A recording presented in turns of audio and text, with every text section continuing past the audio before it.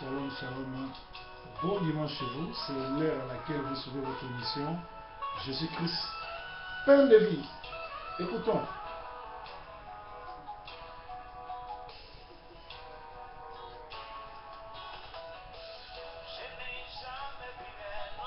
Il n'a jamais vu un homme qui passe de la croix et reste le même. C'est-à-dire qu'il rencontre le Seigneur Jésus-Christ et il reste le même. Bon dimanche, c'est l'heure à laquelle vous suivez votre émission préférée, Jésus-Christ, pain de vie.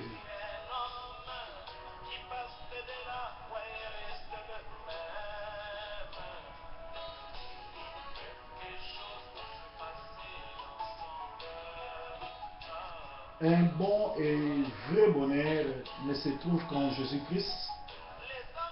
Le diable s'attaquera parce que Jésus a déposé tous les trésors du monde entre tes mains.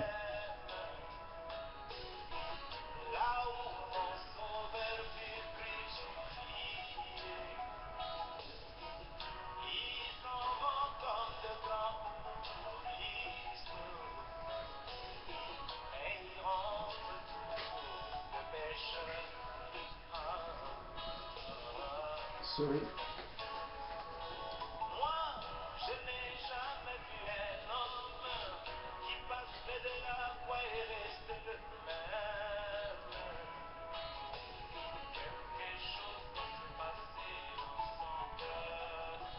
Appelez vos amis, appelez vos frères, dites-le que le messager Proverbe 30 est déjà là, dans son émission Jésus-Christ, pain de vie.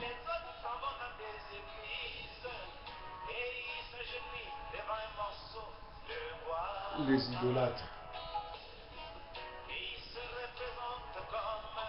La croix de Jésus. Les gens qui se prostituent devant les croix, ils restent toujours des pécheurs.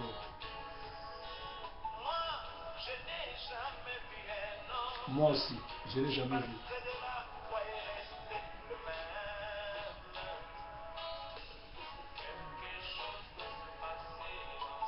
Quelque chose doit se passer dans sa vie. Bon dimanche chez vous.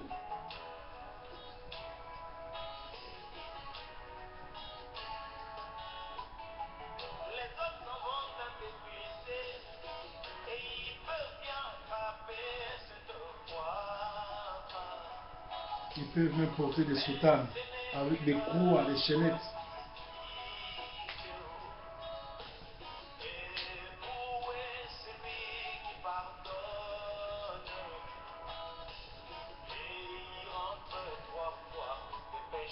Ils rentrent 3 fois des pécheurs, ils portent des croix, des chaînettes, des chapelets, des longues filatelles, de longues robes, vous pouvez appeler ça soutane, et ils restent toujours pécheurs. Nous avons passé une bonne soirée hier, notre première journée de séminaire, le séminaire qui a été intitulé « Comment vaincre le mari de nuit » qui amène l'esprit de célibat, qui amène aussi les divorces. C'est-à-dire les maris de nuit et les femmes de nuit, nous pouvons les vaincre qu'à cause du nom de Jésus ou à cause du sang de Jésus.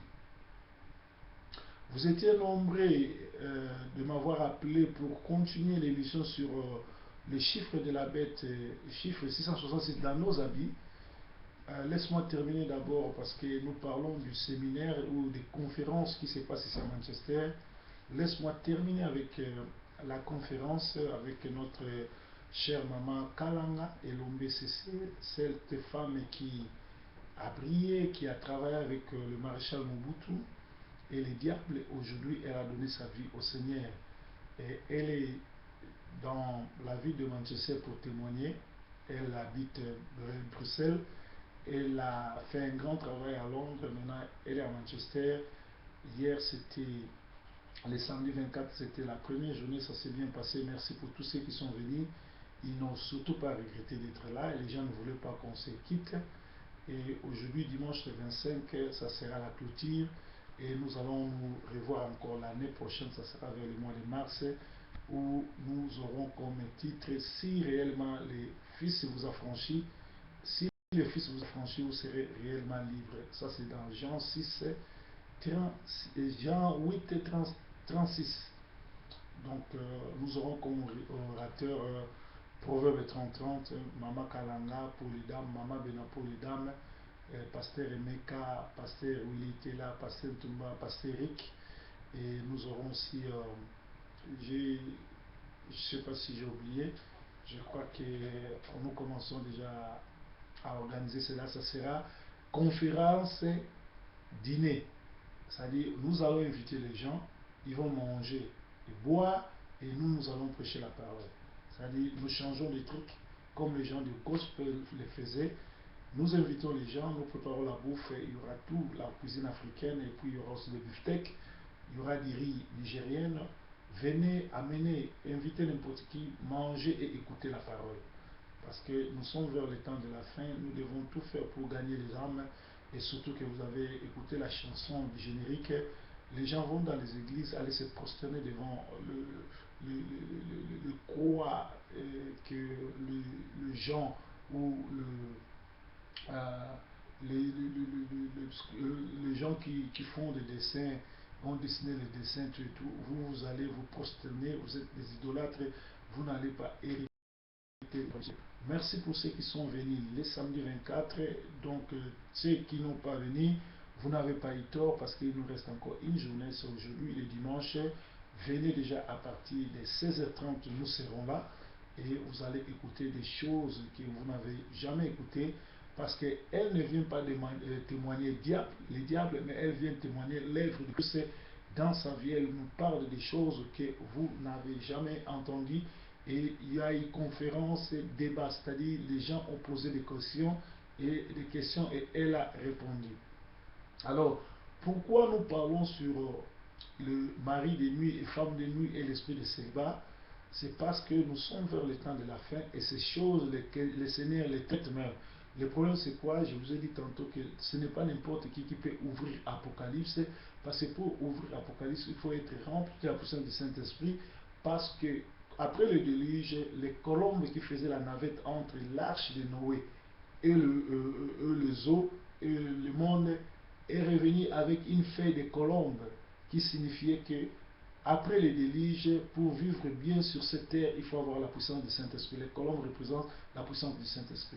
Nous allons maintenant aller lire Apocalypse 17, 3, 4, et je vais lire. Il me transporta en esprit dans un désert, et je vis une femme assise sur une bête écarlate, pleine de noms de blasphème, et à 7 têtes et 10 cornes. Cette femme était vêtue de pourpre et d'écarlate, et parée d'or, de pierres précieuses et de perles. Elle tenait dans sa main une coupe d'or remplie d'abominations et d'impuretés de sa prostitution. Alléluia. Alors, 5, on nous dit ceci, sur son front était écrit un nom, un mystère babylonien, la grande, la mère des prostituées et des abominations de la terre. Alléluia. Je vous ai dit tantôt que Apocalypse, d'ailleurs, ce sont des révélations que Jésus a données à Jean, qui était son cousin. Et pour ouvrir Apocalypse, il faut être rempli de la puissance du Saint-Esprit pour expliquer les choses. Ici, on nous parle de Apocalypse 17, on nous dit, Apocalypse 17, 3, il me transporta en esprit dans un désert. Qui les transporte dans l'esprit? C'est le Seigneur qui les transporte dans l'esprit. Dans un désert, j'ai vu une femme assise sur une bête écarlate. Une femme assise sur une bête écarlate n'est autre que l'Église catholique qui est assise sur une bête écarlate qui est le diable 666. Et l'écarlate, ce sont les habits que le prêtre catholique porte. Alors, et plein de noms de blasphème, et il y a 7 têtes et 10 cornes. Aujourd'hui, je ne vais pas parler sur cette tête et 10 cornes. Cette tête, ce sont les 7 églises, le lettre que le Seigneur a écrit aux 7 églises. Je vous ai déjà expliqué ça. Mais aujourd'hui, je ne vais pas entrer en profondeur dans ça. Et 10 cornes. Prochainement, je vais vous parler sur les 10 cornes, qui est 10 puissances, qui est 10 pays puissants. C'est-à-dire l'Église catholique, c'est l'Église catholique qui dirige le monde. Il y a 10 pays puissants que l'Église catholique a façonné pour diriger le monde. Je ne vais pas citer les noms parce qu'aujourd'hui nous ne parlons pas de ça. Cette femme était vêtue de pourpre écarlate. De pourpre écarlate, ce sont des habits que le prêtre porte. Elle est vêtue de pourpre écarlate. Pourpre n'est autre que l'esprit de mort. C'est-à-dire les gens qui fréquentent l'église, que ce soit les prêtres, et l'église catholique, que ce soit les prêtres, que ce soit les sœurs, que ce soit les enfants, tous ceux qui vont là-bas sont animés d'esprit de mort, d'esprit de mari de nuit, d'esprit de ce qu'on appelle des sirènes des eaux, des esprits qui ne confessent pas la Seigneurie de Jésus, parce que dans l'église catholique, nous avons des prêtres pédophiles, nous avons des papes pédophiles, nous avons des monseigneurs pédophiles, c'est connu de tout le monde. Or, tout ce qui est pédophile n'est pas de Dieu, c'est l'œuvre du diable. Alors, ici on nous dit, vêtu de pourpre écarlate et paré d'or, de pierres précieuses et de perles. Allez regarder, allez-y dans toutes les cultes des églises catholiques, ils ont des coupes en or, ils ont des habits, des bijoux qu'ils portent, tout et tout. Ça, c'est leur description. Et elle tenait dans sa main une coupe d'or remplie d'abominations et des impurités de sa prostitution. Dans l'église catholique, les communions ou l'Eucharistie se donnent dans des coupes d'or. Or, dans ces coupes-là, ici la Bible dit, et se tenait dans sa main une coupe d'or remplie d'abominations et d'impureté de sa prostitution. C'est-à-dire, il y a un message caché que je vais vous montrer tout à l'heure. Je vais prouver ça tout à l'heure par rapport à la parole. Sur son front était écrit les noms de mystères babyloniens, la grande, la mère de la prostitution et des abominations de la terre. Sur la tête que portent les papes, il est écrit 666. Les chiffres de l'abomination, les chiffres des démons. C'est ça, ce qui est écrit dans le chapeau qu'il porte. Et ici on dit,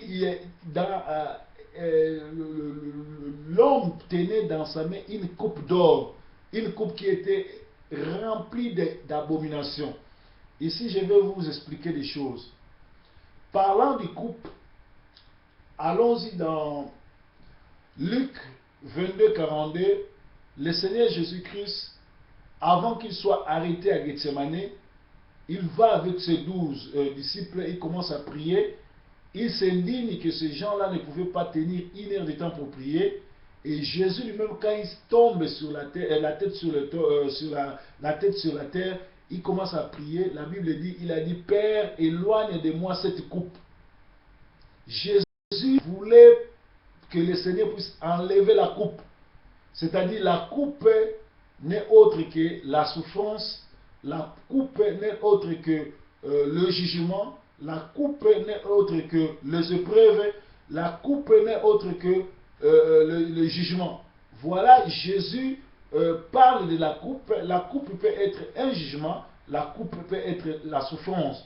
Parce que Jésus nous parle de la souffrance qu'il devait vivre.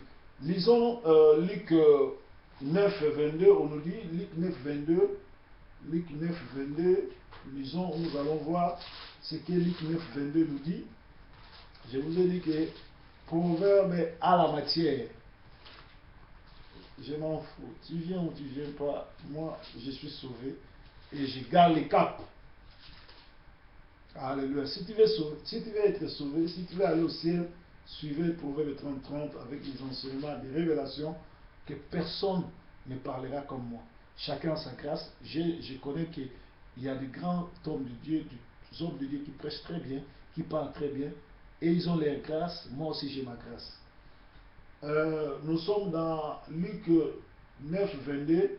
Il ajouta, il fallait que le Fils de l'homme souffre beaucoup, qu'il soit rejeté par les anciens, par les principaux sacrificateurs et par les scribes, qu'il soit mis à mort et qu'il ressuscite le troisième jour. Ça, c'est le Seigneur Jésus qui parle à ses disciples sur sa souffrance, sur la coupe qu'il devait boire. Jésus, quand il parlait de la coupe, il parlait sur le plan du diable. C'est-à-dire, la coupe n'est autre que le complot du diable contre ceux qui adorent Jésus, contre les vrais chrétiens. Vous allez voir que quand tu sers le Seigneur promptement, les gens vont faire les cabales. Les gens vont chercher à te faire du mal. Ils vont te haïr parce que toi tu sers le Seigneur. Parce qu'ils veulent comploter contre toi. Et pour que toi, tu fasses quoi? Tu puisses abandonner. Et que vous vous retrouviez comme eux qui ont abandonné la vraie parole et qui ont choisi l'enfer. Alléluia. Judas était parmi les 12. Mais à la fin, Judas se retrouve dans son lit. Nous avons des frères, nous avons des sœurs qui fréquentent des églises, qui sont avec nous, Bible sous la main. Ils donnent leur dîme, ils prient, ils vont dans l'intercession, mais à la fin, ils choisissent leur lieu. Alléluia. Je bénis l'intervention de la dame, la servante de Dieu, Maman Grâce, et quand je lui ai donné le micro, la première des choses, elle a dit, elle n'est pas un pasteur, elle n'est qu'une servante de l'Éternel, une messagère. Donc, j'ai compris beaucoup de choses quand cette dame s'est présentée comme ça. C'est-à-dire, une femme qui a l'humilité reconnaît qu'elle n'est pas un pasteur, qu'elle ne peut pas prêcher devant les hommes, mais elle a eu la grâce de témoigner devant les hommes et les hommes l'ont accepté. Et parce que c'est une femme qui a commencé, qui a ses racines dans Nzambe Malamu. Et Nzambe Malamu, c'était la vraie doctrine à l'époque de Mosé Haïdi Nabal. Donc, la coupe que la femme de Apocalypse 3-4 est en train de porter, cette coupe-là n'est autre que le jugement, la prostitution, l'impurité que Jézabel faisait, parce que Jézabel s'accouplait et avec Baal et avec Akab qui représente les serviteurs de Dieu. Et dans Matthieu 24-15, on nous dit l'abomination est établie dans les lieux saints. Il faut faire trop attention. Dès que vous verrez la domination qu'a parlé les prophètes établis dans les lieux saints, que celui qui lit fasse attention. C'est-à-dire, nous sommes dans le temps où le diable qui s'est accouplé avec le Baal et vêtu le pourpre qui est l'esprit de mort. Et quand vous allez écouter des gens comme ça, quand vous ouvrez vos oreilles pour donner vos oreilles aux faux prédicateurs, parce que les serviteurs du diable arrivent et séduisent les gens avec une fausse doctrine. C'est-à-dire, quand vous arrivez à laisser ces gens-là vous prêcher, c'est fini. Ils vont vous dégoûter de la bonne parole. Ils vont vous dégoûter des bons serviteurs de Dieu. Vous allez voir que vous ne connaissez pas le proverbe, vous ne l'avez jamais vu, mais il y aura des faux témoignages. Les gens qui vont vous décourager, n'allez pas dans ce séminaire, n'allez pas avec lui, c'est mauvais. Vous les connaissez où? Vous m'avez vu où? Vous m'avez connu où? Vous m'avez fréquenté où? C'est ça la coupe. La coupe n'est autre que les préparations, le coup, le complot contre les saints. Si tu es un saint, tu élèves Jésus, tu pries, tu fais très bien ton travail, le diable ne te laissera pas, il va fomenter des coups, il va commencer par se salir, il va commencer à raconter des histoires, à salir ta réputation, en fait que les gens qui pourront bénéficier sur tes enseignements, si ton ministère ne puisse pas te suivre. Alléluia. Donc, dans la coupe, il y a la prostitution, l'impurité, et les gens comme ça, comme Jézabel, elle couchait avec Baal, elle couchait aussi avec Akab. Parce que Jézabel travaillait avec les prophètes d'Astarté et les prophètes de Baal. Entre-temps, elle était aussi la femme d'Akab qui était le roi d'Israël, c'est-à-dire Akab représentait les serviteurs de Dieu. Aujourd'hui aussi, nous avons des gens comme ça qui sont dans les églises, mais ils ont des relations avec Baal. Et quand ils viennent vous enseigner, quand ils viennent vous prêcher, ils mettent en vous la coupe là qui n'est autre que l'esprit de complot, l'épreuve, souffrance, tout et tout. Et cette coupe-là, quand ça entre dans vous, ça vient comme un mari de nuit, comme une femme de nuit qui t'empêchera à aimer ton mari, qui t'empêchera à dormir avec ta femme ou avec ton mari. Tu passeras beaucoup plus de temps à l'internet en train de causer avec des inconnus que tu ne connais pas, que passer des bons moments avec ta femme ou ton mari que tu connais, que tu vis avec elle beaucoup de temps. Alors beaucoup de gens aujourd'hui sont tentés dans cet esprit-là. Tu vas voir, peut-être ton mari va devenir très très jaloux ou ta femme va devenir très très jalouse, tout simplement parce qu'elle n'a pas de confiance en vous. Bien aimé, le mariage c'est la confiance. Dans les mariages, s'il n'y a pas de confiance, il n'y a pas de mariage. Mais comment toi tu es marié à un homme, tu es tout le temps derrière lui, fouiller dans son sac, fouiller son portable, aller chercher dans le Facebook, il chatte avec qui, elle marche avec qui, elle cause avec qui, tu deviens une policière ou bien un policier de ton mari ou bien de ta femme. Bien aimé, si tu aimes ta femme, la Bible déclare que l'amour supporte tout, l'amour ne condamne pas, l'amour ne cherche pas le mal, l'amour ne soupçonne pas. Tout ce qui est soupçon, tout ce qui est jalousie, tout ce qui est contrôle n'est pas de Dieu, c'est l'esprit de Jézabel. C'est ça le couple que Apocalypse est en train de nous dire. Donc nous devons faire trop attention, nous qui sommes dans l'œuvre de Dieu, nous qui craignons Dieu, nous qui cherchons Dieu. Aujourd'hui, le diable cherche à attaquer le mariage parce que le mariage est l'institution de Dieu. Vous allez voir, ici chez nous en Europe, ils ont commencé maintenant à enseigner à nos enfants qu'un homme peut épouser un homme et ils peuvent adopter un enfant. Ou une femme peut épouser une autre femme pour adopter un enfant. Pourquoi ils vont aller adopter les enfants? Imaginez-vous un homme qui s'est marié à un homme, s'il adoptait un enfant, qu'est-ce que cet enfant-là pensera dans sa tête? Elle croit que cet enfant-là pensera que l'homme et l'homme peuvent mettre au monde, ou une dame avec une dame peut mettre, une dame avec une autre, si sa couple peuvent mettre au monde. C'est-à-dire, cet enfant sera désorienté et cet enfant ne craindra pas Dieu, cet enfant ne sera pas sauvé si les témoignages de Dieu n'arrive pas à elle, si la parole de Dieu n'arrive pas à elle, si la puissance de Dieu ne tombe pas sur elle. Voilà pourquoi Apocalypse 12, 11 dit, nous l'avons vécu, nous l'avons vécu à cause du sang de l'agneau et à cause du témoignage de sa parole. Bien aimé, le sang de Jésus-Christ, c'est ce sang-là qui nous a rachetés. Ésaïe dit, sur ces maîtrisures, nous sommes sauvés. C'est-à-dire, sur ces maîtrisures, sur le plaie que Jésus a eu sur la croix à Mont Golgotha, ces plaies-là réclamaient notre délivrance, notre esclavagisme, nos biens, tout ce qui était freiné dans le monde des ténèbres, dans le monde kabbalistique. C'est ce que ce sang de Jésus a été versé comme un rançon. Maintenant, nous devons chanter, nous devons sauter comme des gens qui sont dans la joie, dans l'allégresse, parce que le sang de Jésus nous a sauvés. Et voilà, ces jours-là, le Seigneur, avant d'être crucifié, Pilate va poser la question, nous avons Barabbas, nous avons Jésus. Que voulez-vous qu'on fasse de Barabbas? Il a dit, Barabbas, libérez-les. Libérez Barabbas, libérez Barabbas. Et Pilate lui pose la question, que voulez-vous qu'on fasse pour le nommer Jésus de Nazareth? Tout le monde à l'unanime a crié, crucifiez-les, crucifiez-les, que son sang tombe sur nous et nos enfants.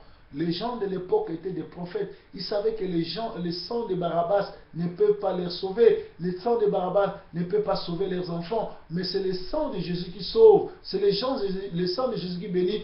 Voilà pourquoi ils étaient contents, très prophètes. Ils ont dit, nous n'allons pas seulement profiter cela à nous seuls. Nous voulons aussi que ce sang-là puisse tomber et sur nous et sur nos enfants.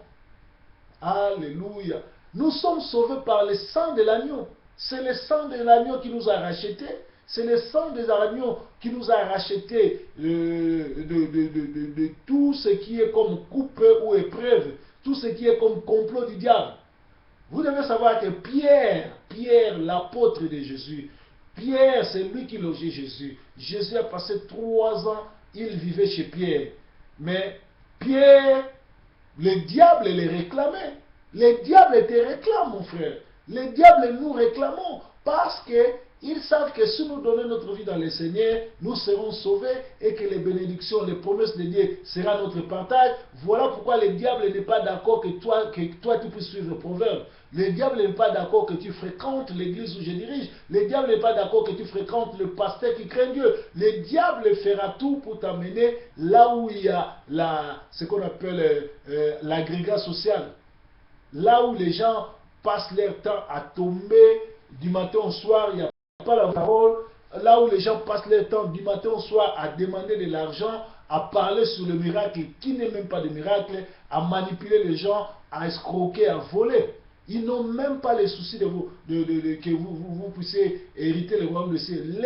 Leur souci, c'est de vous voler votre argent, de vous détruire, de vous séduire. Voilà pourquoi, si vous écoutez des gens comme ça, la parole de Dieu dit, ne prenez pas part aux gens comme ça, parce que vous allez être condamné avec eux.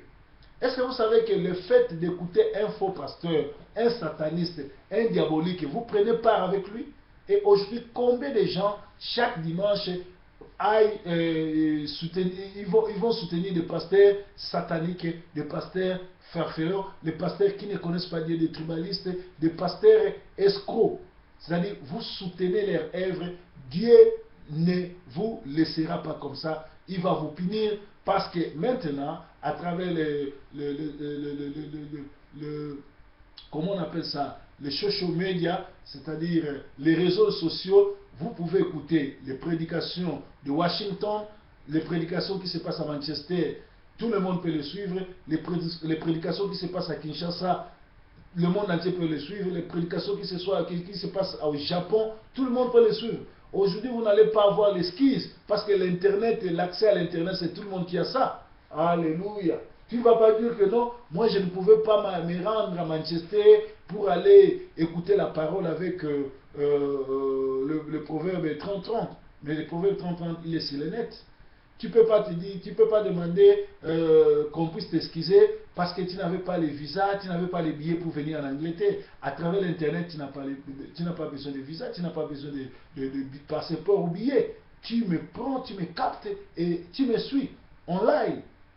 Alléluia. C'est-à-dire, Jésus va dire à Pierre, Pierre, Satan t'a réclamé et j'ai prié pour toi. Nous devons nous soutenir dans la prière. Nous devons gêner prier parce que si les diables nous réclament, nous allons les vaincre seulement à cause de la prière. Voilà pourquoi le Seigneur a dit, ils l'ont vécu à cause du sang de l'agneau et à cause du témoignage de sa parole. Si tu n'arrives pas à témoigner Jésus, si tu ne peux pas à témoigner la parole de Dieu dans la bouche des Proverbes 30-30, du messager de la bonne nouvelle, tant pis, d'autres vont le suivre. Nous avons été bénis hier, nous avons vu un maman et un frère quitter Birmingham pour venir seulement écouter cette prédication. Nous avons vu notre frère Landou qui a quitté Irlande pour venir. Lui, c'est d'abord un habitué. Il a dit qu'il aime tellement ma façon de prêcher. À chaque fois que j'organiserai des séminaires, des conventions, lui, il quittera sa ville natale d'Irlande pour venir me suivre. Nous avons passé de bons moments et ça s'est très bien passé. Bien-aimés, vous devez chercher à suivre les hommes de Dieu, les hommes qui ont la parole, les hommes qui ont l'éclat, les hommes qui parlent et qui révèlent le truc caché. Alléluia. Donc nous avons dit que Apocalypse 17, 3 à 4 nous parle de « Il me transporta en esprit dans un désert et j'ai vu une femme assise sur une bête écarlate, pleine de noms de blasphème, ayant 7 têtes et 10 cornes. Cette femme était vêtue de pourpre et d'écarlate et parée d'or, de pierres précieuses et de perles. Elle tenait dans sa main une coupe. Alléluia. Une coupe. Elle tenait dans sa main une coupe d'or remplie d'abominations et des impurités de sa prostitution. Sur son front était écrit un nom, mystère babylonien, la grande, la mère des prostitutions et des abominations de la terre. J'ai vu cette femme ivre du sang des saints et du sang des témoins de Jésus, et en la voyant, je fus saisi d'un grand étonnement. Ça, c'est Apocalypse 17, 6. Cette femme était ivre du sang des saints. C'est-à-dire, elle avait l'esprit de vampire parce qu'elle buvait le sang des saints et des témoins de Jésus. Et en la voyant, je fus saisi d'un grand étonnement. Alléluia. Alléluia. Cette femme était ivre du sang de ceux qui craignent Dieu, de saints hommes de Dieu, de ceux qui écoutaient Dieu, de ceux qui se prosternaient devant Dieu. Oh Seigneur, est-ce que quelqu'un qui craint Dieu, quelqu'un qui écoute la parole de Dieu, peut se laisser sucer du sang comme ça, écouter cette parole, cette chanson, je reviens encore. Que le Seigneur puisse te parler.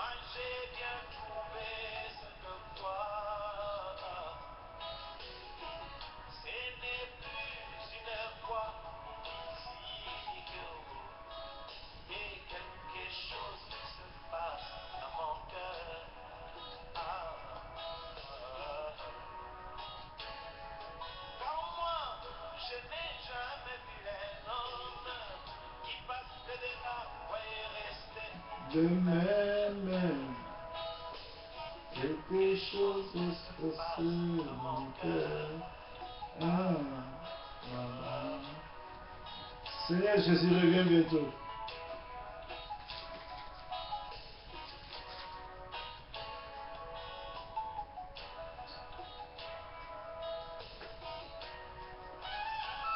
Merci Seigneur. Nous allons lire Ésaïe 13, premier verset, on nous dit: oracle sur Babylone, révélé à Ésaïe, fils d'Amon, sur une montagne nue, dressez une bannière, élevez la voix vers eux, faites des signes avec la main, et qu'ils franchissent les portes des tyrans.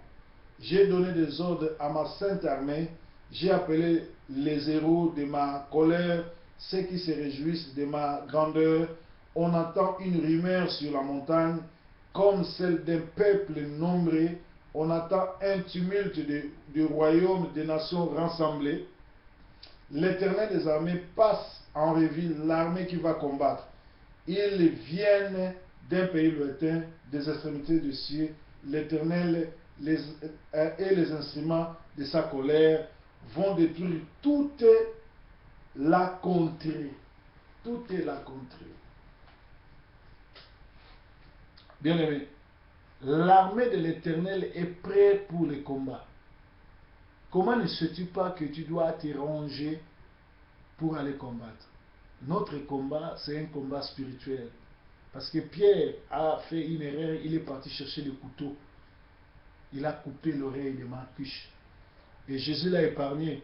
Parce que si on amenait Pierre devant le juge qui devait le sentencer, parce que Pierre a coupé l'oreille à quelqu'un, Pierre aurait eu 5 à 15 ans de prison pour avoir coupé quelqu'un l'oreille. C'est-à-dire coup et blessure volontaire. C'est de 6 mois à 5 ans de prison. Et le Seigneur a sauvé Pierre. Ici, on nous parle encore, c'est-à-dire le Seigneur veut que nous qui les connaissons, nous puissions apporter cette parole à tout le monde. Parce que ceux qui sont bloqués avec les femmes de nuit et mari de nuit, qu'est-ce qu'ils vont faire? Ils vont divorcer, et ce sont les enfants maintenant qui vont être dans la rue. Parce que les enfants n'auront pas de parents, les enfants seront à la merci de ce monde de ténèbres. Et il dit encore, Nous sommes toujours dans l'Apocalypse 17 et 3. Il dit 4. Cette femme était vêtue de pourpre et d'écarlate et parée d'or, de pierres précieuses et de perles. Elle tenait dans sa main une coupe d'or remplie d'abominations et des impuretés de sa bouche. Sur son front était écrit un nom de mystère babylonien, la grande, la mère des prostituées et des abominations de la terre. C'est-à-dire qui font les abominations de la terre. Aujourd'hui, allez dans YouTube, vous allez voir que ce sont des pasteurs aujourd'hui, des gens qui se disent pasteurs, qui ont maintenant ce qu'on appelle l'impudicité, l'esprit d'impudicité, qui s'accouplent avec tout ce qui bouge dans leurs églises. Vous avez sur le net, vous avez toutes sortes d'histoires que les soi-disant hommes de Dieu font dans leurs églises. Et tout ce prix-là, les gens qui s'accouplent avec des gens comme ça, les femmes qui s'accouplent avec des hommes comme ça, qui se disent hommes de Dieu, moyennant prière, je vais te délivrer, nous devons nous accoupler, nous allons entrer dans jeûne et prière de 3 jours, toi avec moi, une femme mariée avec son pasteur qui s'accouple et tout, le pasteur est en train de détruire cette femme. Combien de femmes aujourd'hui ont été détruites, violées dans les églises et possédées? Parce que quand l'homme, celui qui se nomme l'homme de Dieu, quand il passe des actes comme ça, sur toi qui es une servante et une sœur de l'église, le monsieur dépose la sémence. C'est cette sémence-là qui te nuira. C'est cette sémence-là qui te détruira. C'est cette sémence-là qui va tuer ta vie. Et j'ai béni Maman Grace Kalanga. Elle a dit, tous les hommes qui l'ont côtoyée, qui ont cherché à coucher avec elle, elle les a détruits quand elle était dans le monde. Et vous savez, l'acte comme ça, que Jézabel qui s'accouple avec Akab et avec, le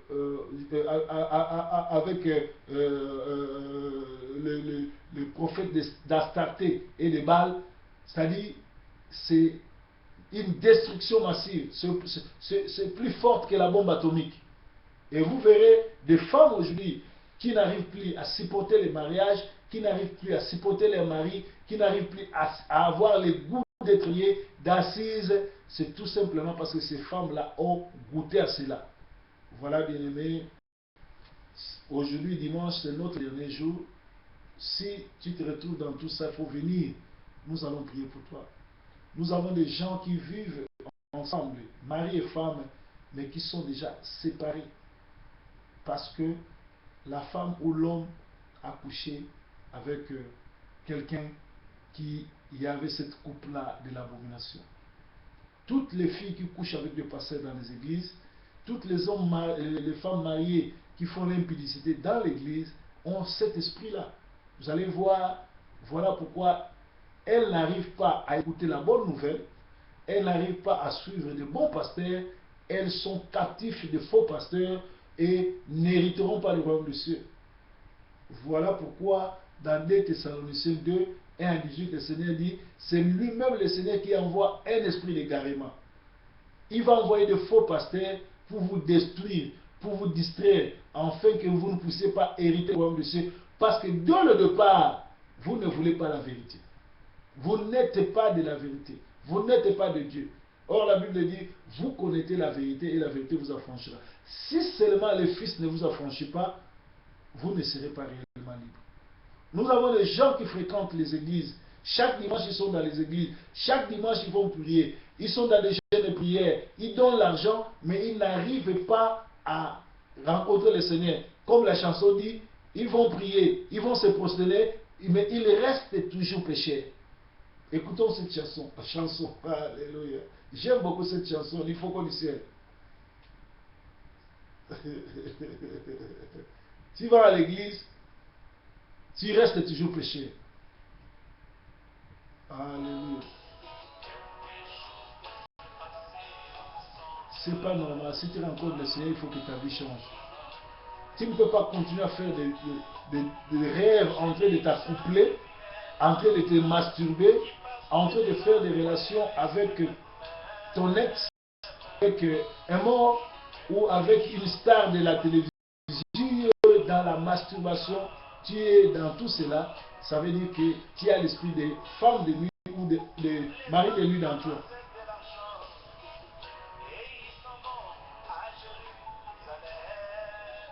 Il y a même ceux qui vont à Jérusalem. Ils vont même aller voir le tombeau du Seigneur. Ils s'en vont comme des touristes. Mais quand ils rentrent, ils sont toujours pécheurs. Tu as été en Israël, tu as visité la tombe de Jésus, tu es resté toujours pécheur.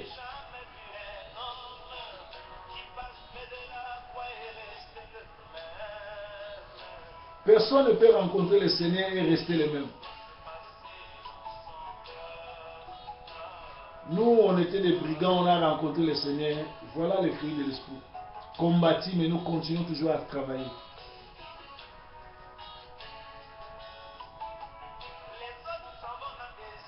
Ils s'en vont dans les églises. Ils s'agenouillent devant un morceau de bois. C'est l'église catholique. Ils se disent que ça, c'est la croix de Jésus. Mais ils rentrent toujours pécheurs.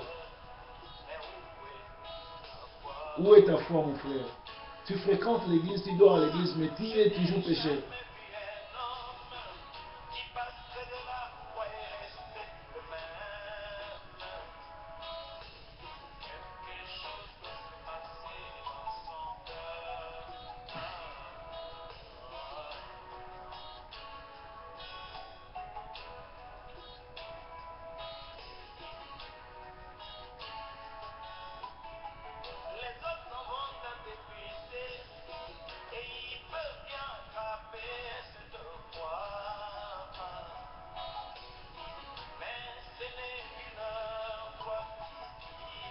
Et une croix physique.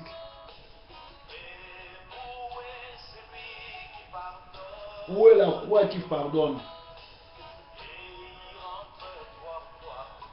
Il rentre 3 fois le péché. Merci. Où est la foi? Donc, vous avez compris, l'esprit ou les démons de femmes ou de mari de nuit te détruira ton mariage, détruira tes enfants. Il est très important que tu rencontres des hommes de Dieu remplis de la puissance du Saint-Esprit, ceux qui parlent de la part de Dieu. Et voilà, dans la ville, vous avez la chance, il y a Proverbe 30 qui est là. Il y a aussi Maman Grace qui est là, celle qui a été une concubine de Mobutu, celle qui a travaillé avec les démons. Maintenant, elle a donné sa vie dans le Seigneur. Je ne sais pas si vous êtes à Manchester, où allez. Vous avez visité plusieurs églises et vous en avez marre. Vous êtes fatigué à cause des manipulations, à cause de tout ce que nous sommes en train de dénoncer ici. Tentez chez nous, à World Harvest Christian Center, la moisson mondiale. Nous sommes basés sur One Seymour South Road, Manchester Clayton. Postcode c'est le M114 DQ. Et notre référence c'est Aldi Clayton. Vous prenez le bus 216-231 qui quitte Piccadilly, qui va à Ashton.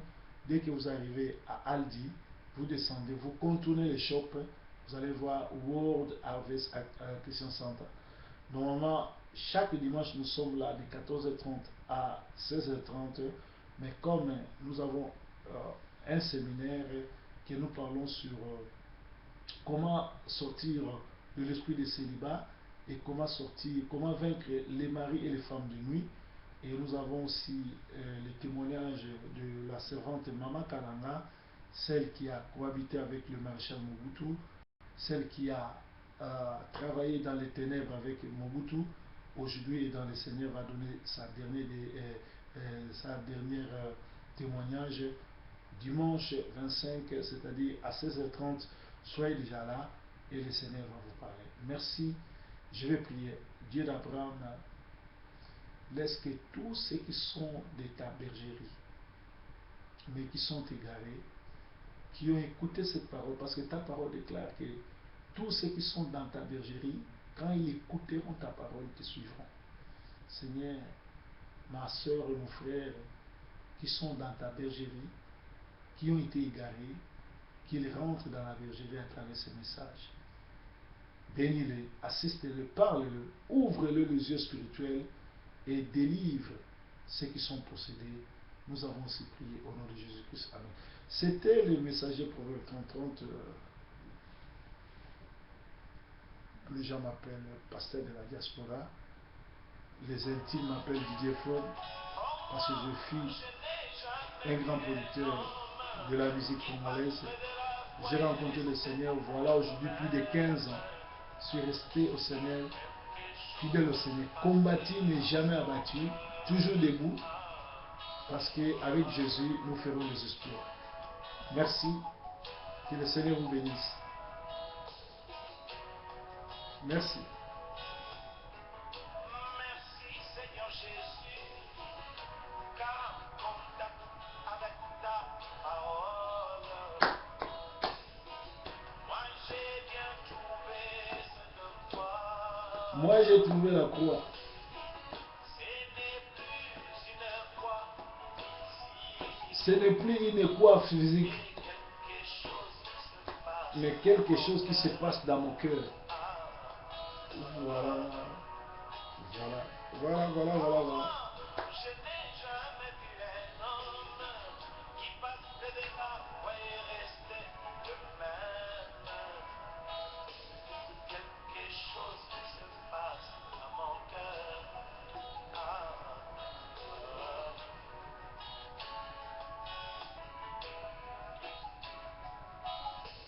Quelque chose s'est passé dans mon cœur.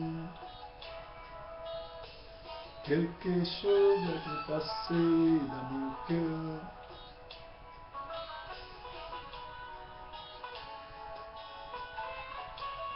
Bon dimanche.